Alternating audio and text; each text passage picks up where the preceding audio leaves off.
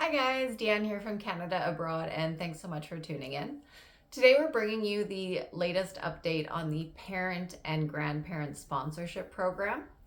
Now, with this program, we have seen over the last several years that they were not accepting new interest to sponsor forms. So what this is if you are a Canadian citizen or permanent resident and you wanted to sponsor your parent or grandparent for permanent residency, when the pool opened, you would fill in a form stating that you wanted to sponsor someone. So you entered your details, and basically it was like a lottery ticket. You'd put yourself into the system in hopes of getting picked. And then each year they would select a certain amount of people from that pool of applicants, and they would be allowed to sponsor a parent or grandparent.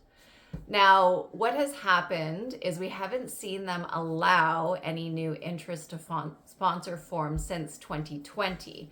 Because they had such a backlog and they could only pick a certain amount of people each year, they just continue to use all of those interest to sponsor forms from 2020 when inviting people in 2021, 2022, 2023, and 2024. And what they have announced is that, again, this year, they will only be accepting sponsors who completed those interest to sponsor forms back in 2020.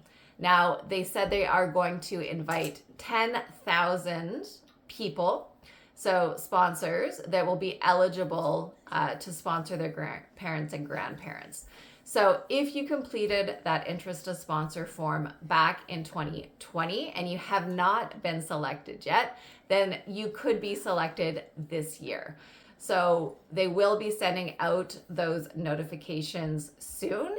So thank you guys so much for tuning in, and don't forget to subscribe to the channel if you want to stay up to date with all the latest Canadian immigration news and updates.